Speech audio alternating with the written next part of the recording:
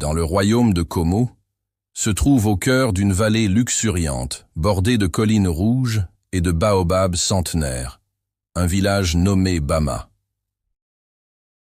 Le village de Bama était béni par les dieux depuis des générations. Les récoltes étaient abondantes. Les pluies arrivaient toujours à temps. Chaque année, on fêtait l'arrivée d'au moins une dizaine de nouveau-nés dans le village. Les jeunes filles étaient joyeuses. Leur maman sereine leur prodiguait de précieux conseils pour rester dignes et honorer leur famille. Mais tout changea soudainement. Les rivières se mirent à sécher, les récoltes pourrissaient, les femmes ne parvenaient plus à tomber enceintes, les paysans tombaient malades à tour. De rôle, des bêtes inconnues rôdaient dans le village la nuit. La population de Bama connaissait la faim, chose qui n'était jamais arrivée auparavant. Le chef du village fit venir les anciens et les consulta. Les prêtres, les notables, tous répondirent la même chose. Les dieux étaient en colère. L'Anitas, plus ancien des devins, nous l'a annoncé la nuit dernière dans les entrailles de la colline sacrée. Nos terres ont été profanées, nos traditions ont été bafouées.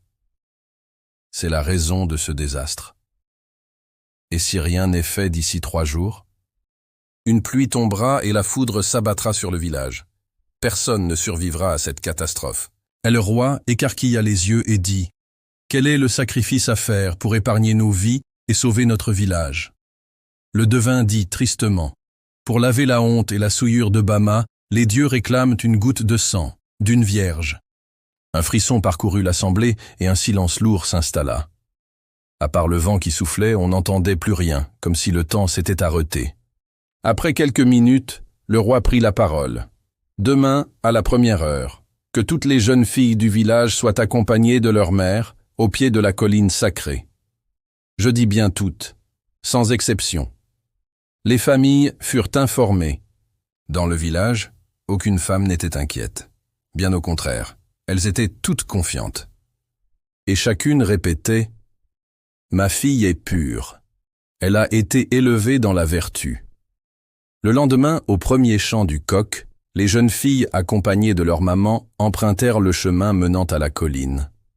Une fois au pied de la colline, sacrée, elles montèrent une à une sur le rocher des esprits, là où quelques gouttes de sang devaient être déposées sur le rocher qui symbolise les ancêtres de Bama.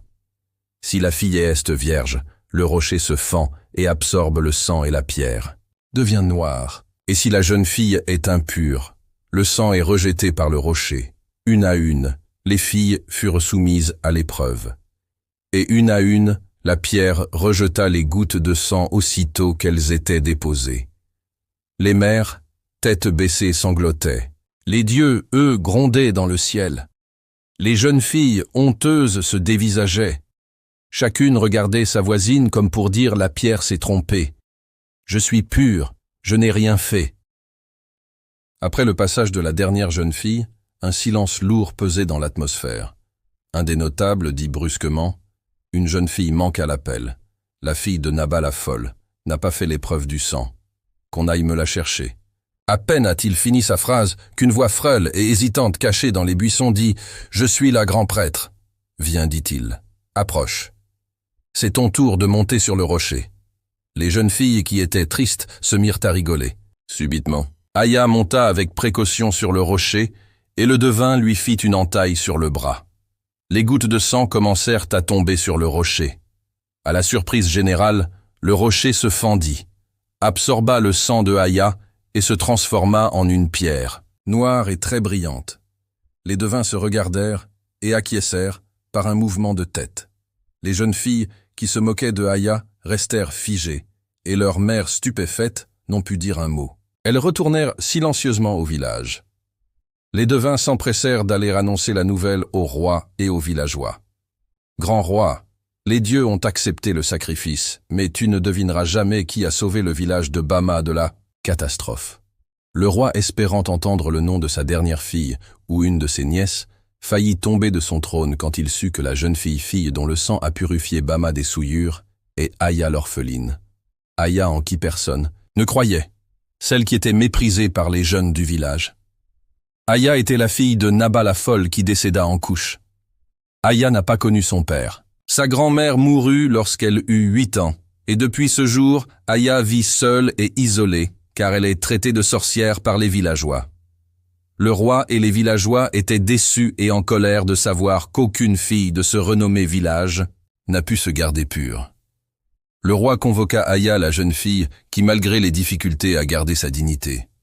Il dit devant toute l'assemblée, « Elle sera l'épouse de mon dernier fils Biram et viendra vivre au palais. Elle est digne d'être une reine. Par contre, je veux que toutes les autres jeunes filles de ce village soient punies. Elles travailleront dans les champs du lever au coucher du soleil. Maintenant que les dieux sont apaisés, que les préparatifs du mariage de Aya et de Biram commencent. » Les jours qui suivirent, un nouveau vent soufflait sur le village de Bama. Les oiseaux se remirent à chanter, les arbres ont commencé à fleurir, et la rivière coule à nouveau. La leçon que les jeunes filles et les villageois apprirent est qu'il ne faut jamais mépriser les personnes malades, les pauvres, les handicapés, car parfois le salut peut venir de ces personnes indigentes.